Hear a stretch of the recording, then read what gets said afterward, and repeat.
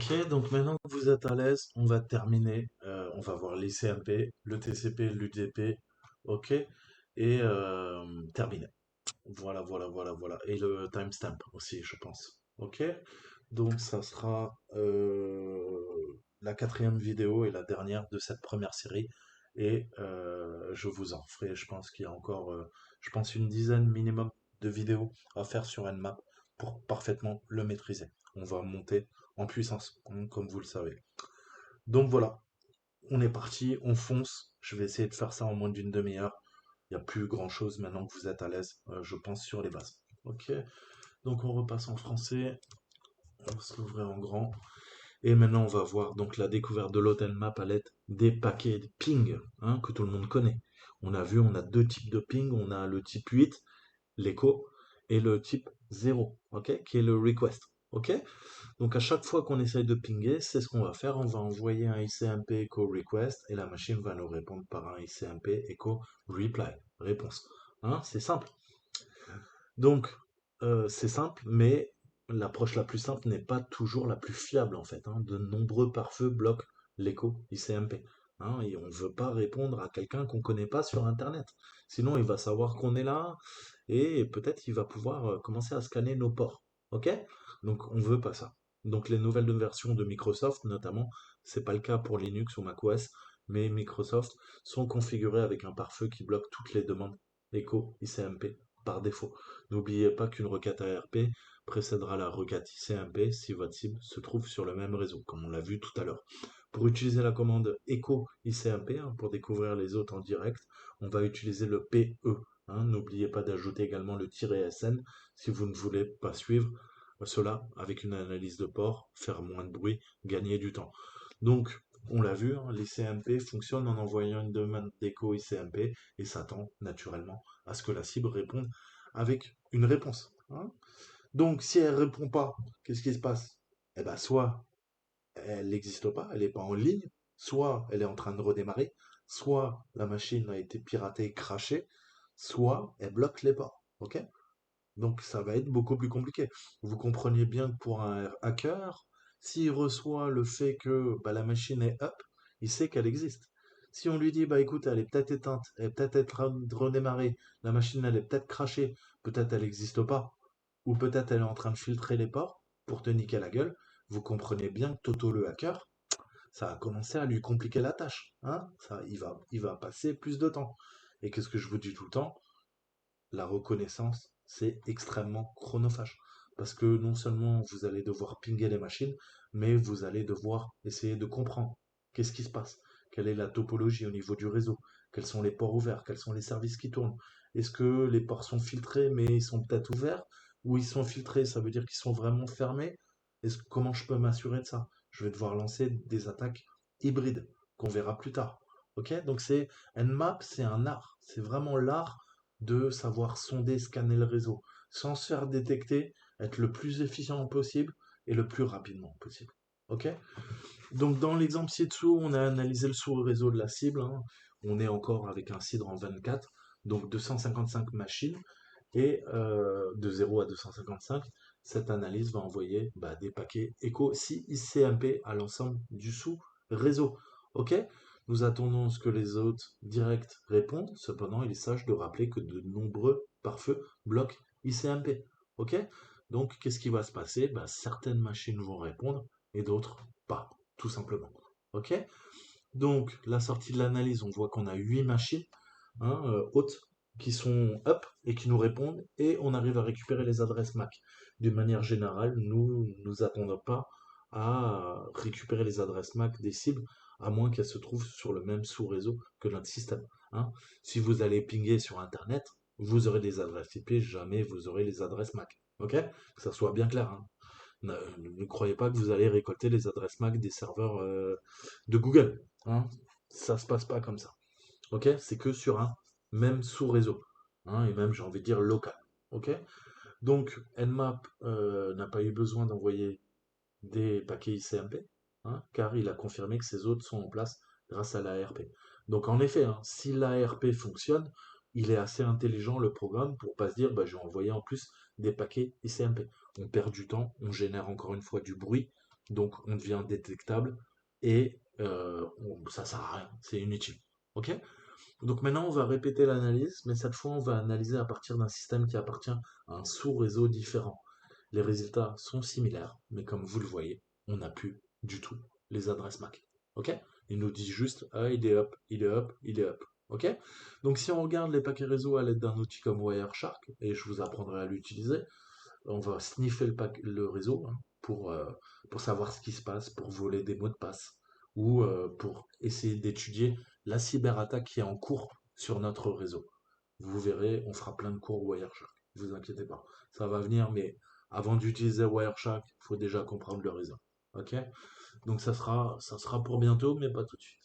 Donc, qu'est-ce qu'on voit? Je vous ai dit source, destination. Source, c'est l'adresse IP de la source. Destination, c'est l'adresse IP de la destination. Ouais, je sais, j'ai un bac plus 18. Protocole.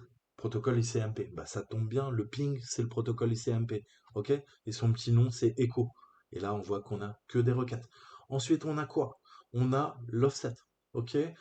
Et les séquences et le time to live. Alors, je vais pas développer parce que j'ai pas envie trop de vous perdre. Mais étant donné que les demandes d'écho ICMP ont tendance à être bloquées, on peut envisager des demandes d'horodatage, hein, c'est ce qu'on appelle les timestamps ICMP, ou de masques d'adresse ICMP, pour indiquer si un système est en ligne. Nmap utilise la demande d'horodatage, alors vous avez vu, maintenant c'est un type 13, ok? Hein, c'est pour ça qu'il va falloir être à l'aise avec ça. Et ce qu'on a vu au tout début, on a vu quoi? Qu'il y a un type 8, il y a un type 0, il y a un type 13. Et il y en a peut-être d'autres. Je vous rassure, il y en a plein d'autres. Ok? C'est pour ça qu'il va falloir bien connaître l'ICMP. C'est vraiment les bases. Ok? Donc le 13, c'est le redatage. Et s'il obtient une réponse, c'est le 14, le suivant. Ok? C'est le timestamp. Mais timestamp, c'est pareil, hein, ça veut dire au redatage en anglais. Ok? Donc on ajoute le tiret grand PP majuscule, ok? Et ça va fonctionner pareil, sauf que là on fait un timestamp request et un timestamp reply. Requête de redatage et une réponse de redatage. Qu'est-ce qui se passe? Brrrr, ça marche. Ok? On arrive à découvrir tous les ordinateurs en ligne sous le sous-réseau. Semblable à l'analyse ICMP précédente, on voit qu'on a quoi? Qu'on a pareil, une adresse source, destination, c'est de l'ICMP, mais on voit qu'est-ce qu'on voit? Avant c'était de l'echo ping request, maintenant qu'est-ce qu'on voit? On voit que c'est du timestamp request. Ok? Et on aura toujours l'ID en hexadécimal, l'offset, la séquence, le TTL, etc., etc. On verra plus tard à quoi nous sert tout ça. Ok? Et on peut également donc utiliser des masques d'adresse, hein, des types 17, et ils vont vérifier si on obtient une réponse de masque d'adresse type 18. Ok? Donc vous voyez, ça se suit, hein. Si j'utilise une requête de masque d'adresse, la réponse, si la requête c'est 17, eh ben la réponse ça sera type 18. Là c'était quoi? Qu'est-ce qu'on a vu? On a vu que la requête elle était en 13, la demande. La réponse est en 14. Ok? Vous avez compris, ça se suit séquentiellement. Ok? Donc voilà, je crois que tout est dit. Alors, il est essentiel de noter que les demandes de masque d'adresse ICMP à chaque adresse IP valide ont attendu une réponse. En fait, la requête est envoyée 2 fois. Alors, comment je sais ça? 1, 2, 3, 4, 5. Euh, Alors, attends, ça c'est la OXAS 34C. Et quand il l'a renvoyé. Ok. Ouais, en effet. Pourquoi? Parce que l'ID est différent. Donc si l'ID est différent, je vous montre un exemple. On prend la 3. La 3, l'ID c'est 0x2d87. Ok? Je reviens, il l'a renvoyé ici. Cette ligne-là, par contre, on voit que ça n'a plus rien à voir. Ok? Au niveau de l'ID. Donc ça prouve bien, si l'ID est différent, qu'il y a eu 2 requêtes envoyées 2 fois. Sinon, elle aurait le même ID. Et ça serait la même requête. Ok? Vous comprenez? Voilà. Donc, quelle est l'option requise pour indiquer un Nmap, Nmap, pardon, d'utiliser l'horodatage ICMP pour découvrir les autres en direct, c'est celui-ci. Ok. PP.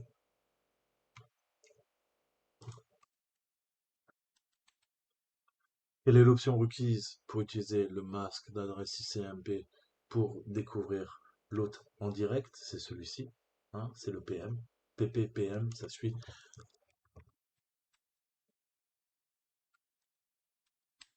Ok. Et quelle est l'option écho? C'est le tout premier qu'on a vu qui est tout en haut après le PP. Donc ça, pareil, retenez-le. PE, PP, PM. E comme écho, P comme je sais pas quoi, comme je sais pas quoi, et ça correspond pas toujours là. En fait, je me rends compte. Et le PM comme mask request. Et le P, je sais pas, c'est peut-être la fin de timestamp. Je sais pas, honnêtement. À vous de chercher. Ok? Donc voilà, les trois grandes catégories, PP pour le redatage ICMP, PM pour le masque d'adresse ICMP. On verra ce qui est un masque d'adresse, un masque de sous-réseau. Vous inquiétez pas, je vous expliquerai. Ok? On continue pour pas que la vidéo fasse des heures. Donc, on en a d'autres. Ok? Ça, c'est l'ICMP, mais on a vu aussi qu'on a le protocole quoi? TCP et UDP. Donc, on va voir un peu le SYN ping. Ok? On peut envoyer un paquet avec l'indicateur SYN, Synchronize, hein, synchronisation, sur le port TCP 80 par défaut et attendre une réponse. Le port ouvert doit répondre, on a vu, qui dit SYN ACK et ensuite ACK. Ok? Donc si on a le SYN ACK, eh ben c'est bon. Si on n'a pas le SYN ACK, ça veut dire qu'il y a eu un RST. Ok? Et là, ça veut dire reset. RST equal reset. Ok? Dans ce cas, nous vérifions seulement si nous obtenons une réponse pour déduire si l'autre est en place. L'état spécifique du port n'est pas significatif ici. Ok, la figure ci-dessous est un rappel de la façon de la poignée de main. Donc ça, on l'a vu dans les précédentes vidéos. SYN, SYNAC, ACK, hein, free away and check, poignée en trois parties, trois fois.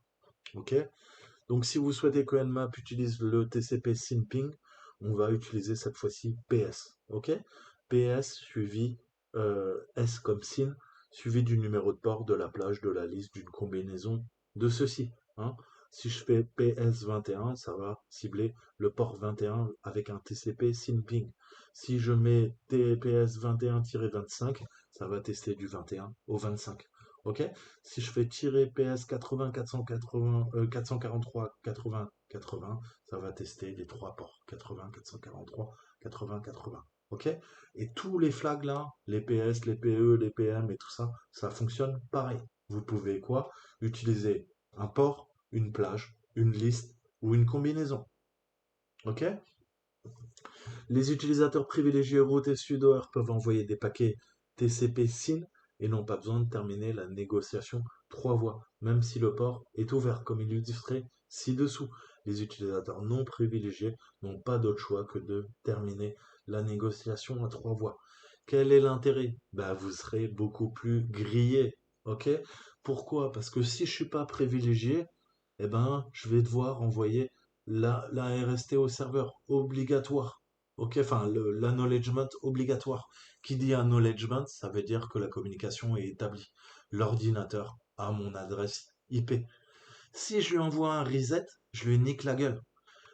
Là, il attendait quoi? Il attendait un NAC. Là, je lui donne un reset. Qu'est-ce qui s'est passé? Lui m'a répondu. Moi, j'ai récupéré les informations. Je sais qu'il est ouvert, je sais qu'il répond. Ok? Mais je lui ai pas donné mon adresse IP. Et là, pour un hacker, c'est vraiment important. Ok? Moi, je veux pas qu'il récupère mon adresse IP. Je veux pas qu'il sache que je suis en train de le scanner. Ok? Il va juste savoir que je l'ai scanné et après je lui baise la gueule avec un paquet reset. Ok? Donc, soyez route. Ok? Soyez route pour baiser la gueule au serveur. Ni plus ni moins. Donc, le PS, hein, si on analyse, on voit que c'est à peu près le même résultat, hein. C'est sensiblement les mêmes vues. Par contre, quand on regarde under the hood, hein, ce qui s'est passé dans les coulisses, sous le capot, on voit que c'est un petit peu différent. Donc, techniquement parlant, puisque nous avons spécifié aucun port TCP à utiliser, hein, Nmap a utilisé des ports communs. Et le port commun, par défaut, c'est quoi? C'est du TCP en 80, donc du HTTP. OK? Tout service écoutant sur le 80 est censé répondre, indiquant indirectement que l'hôte est en ligne. OK? Donc qu'est-ce qu'on fait? On a toujours notre source, hein. Moi, je vise quoi? Eh ben, je vise plein de machines, hein. On voit, j'attaque la 1, ensuite j'attaque la 10.10.68.2, ensuite la 3, et je leur envoie quoi? Des SYN, ping, TCP. OK? On a des séquences. OK? Et on attend quoi? Hein, qui est un hack. Donc, qu'est-ce que ça va faire? Plus en détail, en fait. Le hack ping, alors vous avez vu, hein, là, on travaille sur du SYN. OK? Maintenant, on va faire du hack. OK? Nous pouvons utiliser UDP, hein, par opposition à TCP. OK? Donc, contrairement au TCP SYN, l'envoi d'un paquet UDP à un port ouvert ne devrait pas entraîner de réponse. Cependant, si nous envoyons un paquet UDP à un port UDP fermé, nous attendons à obtenir un paquet inaccessible au port ICMP. Donc, indirectement, on feinte le système, on lui nique la gueule. Ça indique que le système cible est en place et disponible. Vous êtes d'accord? Si la machine n'existe pas, tous les paquets sont peuvent pas revenir en tant qu'inaccessibles. S'ils reviennent en tant qu'inaccessibles, c'est bien que il y a la machine qui a bloqué le port et que le port UDP est fermé, donc la machine existe. Ok? Comment que vous faire une métaphore? Je vois une voiture, je sais qu'elle est là. Ok? Par contre, si la voiture est plus là, mais il fait très froid, et je vois qu'elle a fondu de la glace, ok, en démarrant, si je vois qu'elle a laissé de l'huile, si je vois qu'il y a des crissements de pneus, il y a des traces de pneus par terre, ok, s'il fait beaucoup plus chaud à l'endroit où elle était, ok, bref, si elle a laissé des marqueurs, j'ai pas besoin de voir la voiture pour deviner qu'il n'y a pas longtemps, il y a une voiture qui était là, qui était garée et qui est repartie, qui a fait chauffer son moteur, qui a fait un burn, qui a laissé des traces. Vous voyez où je veux venir? Par des preuves indirectes, on peut déterminer si la machine est présente, si la voiture est présente. Je vous ai fait cette métaphore. Mais c'est ça, ok? Je vais corréler mes informations et à partir de là, même si on essaye de me niquer la gueule avec le pare-feu et qu'on m'empêche de scanner la machine, je vais quand même deviner l'état de la machine, ok? Et grâce à ces attaques, hein. Donc ça, c'est tout l'art de Nman. Donc on va lui faire un PU cette fois-ci, U comme UDP, vous commencez à piger, je vois. Et bah, c'est le principe, hein. On va envoyer un paquet UDP, envoyer à un port UDP ouvert, ne déclenchant aucune réponse. OK? UDP, il est ouvert. Toutefois, si j'envoie un paquet UDP cette fois-ci à n'importe quel fermé, et ben là, j'ai une réponse type 3, code 3. Donc ça veut dire qu'il y a bien une machine. UDP port is closed, donc ICMP, Destination Unreachable, Port Unreachable. Destination tatata et port indisponible. Ok? Donc on voit bien en fait concrètement ce qui se passe. Ok?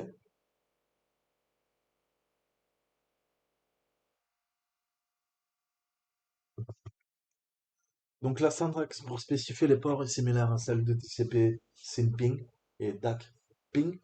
On va utiliser le PU pour l'UDP dans l'exemple suivant. Ok? Pareil, aucun changement, ça fonctionne. Par contre, au niveau des paquets réseau, ça n'a rien à voir. Ok? Qu'est-ce qu'on a? Nmap envoie d'abord des paquets au port UDP qui sont très probablement fermés. Ok? Je préfère gagner du temps. Je ne vais pas tester ceux qui sont ouverts, puisque ceux qui sont ouverts ne m'indiquent pas que la machine est présente. Ok? Je vais viser d'abord ceux fermés et ensuite on testera s'il faut ceux qui sont inaccessibles. Ok? Donc on voit un port UDP inhabituel pour déclencher une erreur de destination ICMP inaccessible, port inaccessible. Et c'est ce qu'on veut voir parce que c'est ça qui va nous indiquer que justement la machine est là, elle existe. Ok? Donc Mascan agressif, niveau de paquet qu'il génère. Mascan est capable de pinguer Internet en moins de 7 heures. Si vous voulez pinguer l'ensemble d'Internet via, euh, via une map, ça prendrait des mois, des semaines.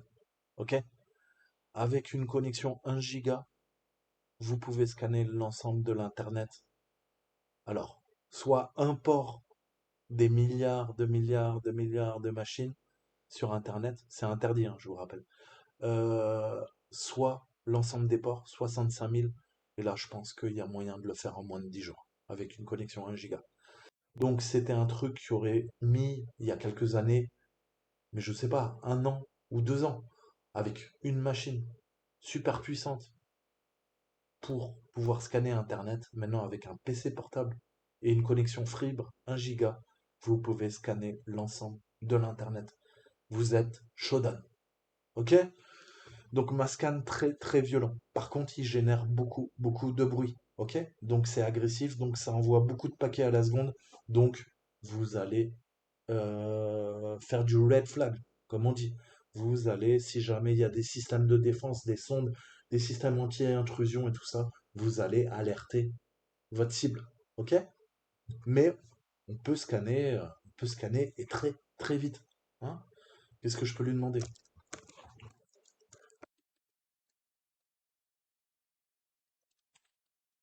Mon réseau? Vous allez voir, comparé à quoi?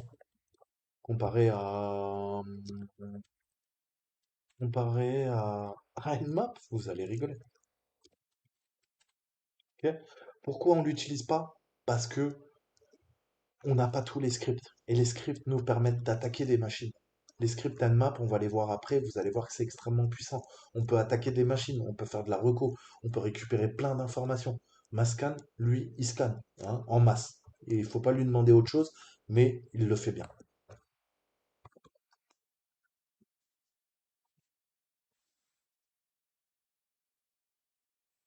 Ok.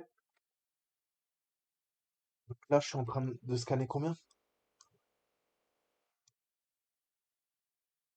2 milliards 684 000. Non, 2 millions 684 035 4, 5, 6. Tiens, c'est intéressant. Et il va le faire très vite, hein. Là, j'ai pas boosté, hein, mais vous pouvez booster le nombre de threads, hein. Vous inquiétez pas. Donc, on va faire simple, hein. Il le fait vite, il vous dit les ports ouverts. Il fera rien d'autre. Pourquoi je vous parle de ça? Parce qu'on a vu quoi? On a vu, tout à l'heure, on parlait de classe. Ok, moi je suis en classe C. Qu'est-ce qu'on a vu? La classe C, réseau. Pourquoi je vous parle de 2 millions? Là, il nous l'a affiché. Pourquoi il nous l'a affiché? Non, pas Mercedes. Non, on n'a pas l'argent. Casse-toi. L'adressage des classes, obsolète. Non, je m'en bats les couilles, frère. Pourquoi il allait me taper 2 millions de... Parce qu'il est allé en A, en fait, c'est un abruti. Pourquoi il est allé taper autant de hosts? Ça, c'est du classe A. Pourquoi il l'a confondu? Ah, je lui ai mis 4. Putain. Eh oui, en effet. Avec un cidre de 4, et bah ouais, ça pique. Cidre de 4, ça fait quoi? Qu'est-ce que j'ai mis tout à l'heure? J'ai pas mon calculateur là que j'ai vu. IP, calculateur. Si, si je mets ça. Je mets 192, c'est moi qui me suis trompé. Je lui ai mis un sous-masque de 4. Ça veut dire quoi? Bim.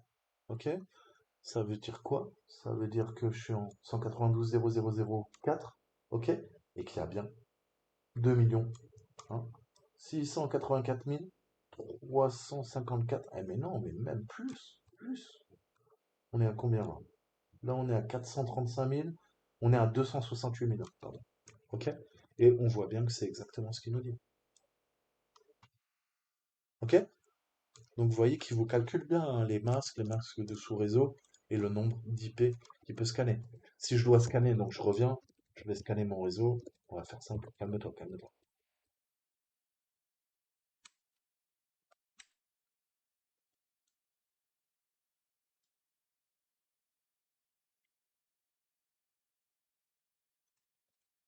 Non mais là, il y a un délire au niveau des ports.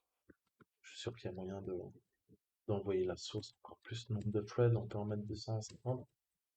Thread, tu connais pas? On va aller voir le H. Ok. Let's scan. Je sais qu'il y a un mode bourrin. Ah, c'est le rate. Ok. Donc là, je peux lui mettre un rate, mais insane in the brain. Je peux lui mettre rate. Donc là, lui, il est quoi? Il est à 10 000. Je vais lui mettre 100 000.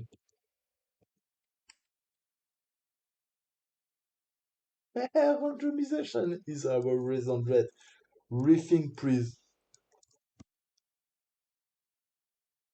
Ah, bah, ah oui, il y a deux tirés. Il parle français en plus. Ok? Et donc là, on voit que ça tartine. On était à plusieurs minutes. On voit que ça va beaucoup plus vite. Mais je peux faire encore plus insane, hein. Ça va dépendre de votre fibre optique, j'ai envie de dire. Je rajoute un zéro. Là, on est quoi? À 1 million? On était à 6 minutes.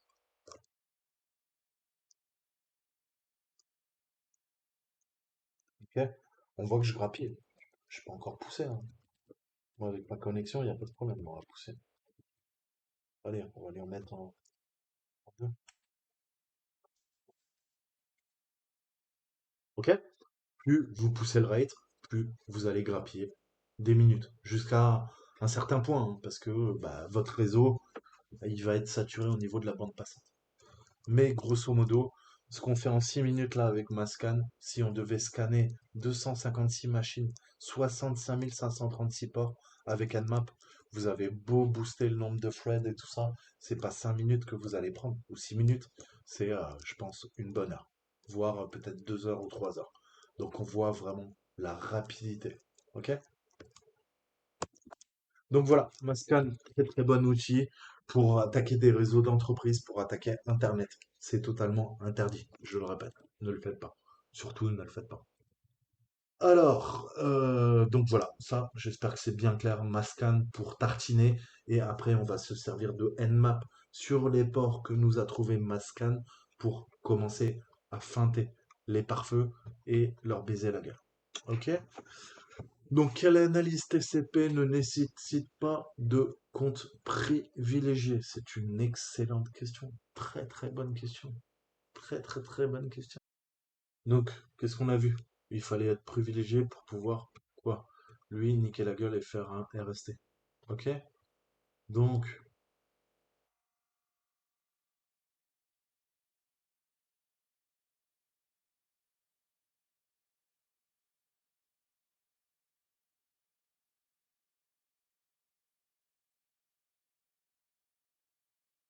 un simping.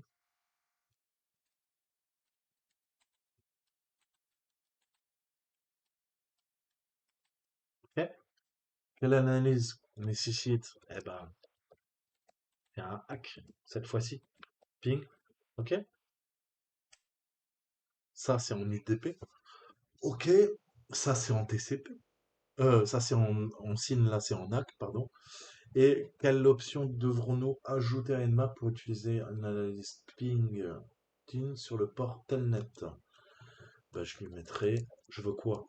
Un SYN ping sur quoi? Le port 23. Ok? Hein? Bon.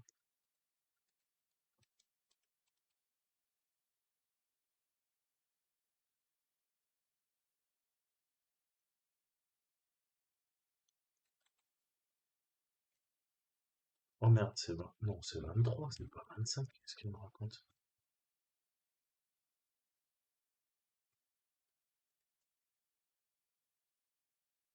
Donc un SYN ping, on a vu, ça sera un PS. Et si on doit lui donner des arguments, on peut lui donner PA, donc nous, ça sera PS, SN, plus l'adresse IP, PS 21, j'ai mis SP. Hum. Dyslexique. Ok, donc j'espère que c'est clair. Maintenant, on va voir la fameuse recherche DNS inversée.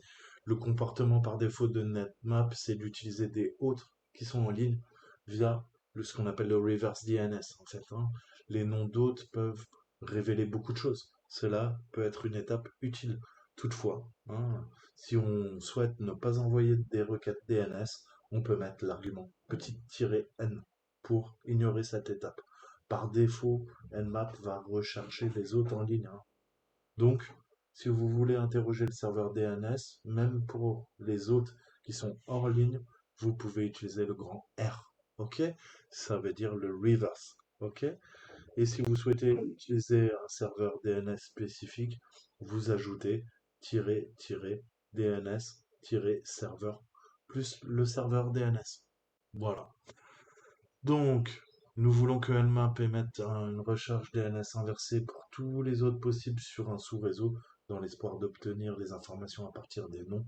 Quelle option devrions-nous ajouter? C'est le grand R. Voilà, j'espère que ça vous a plu, hein.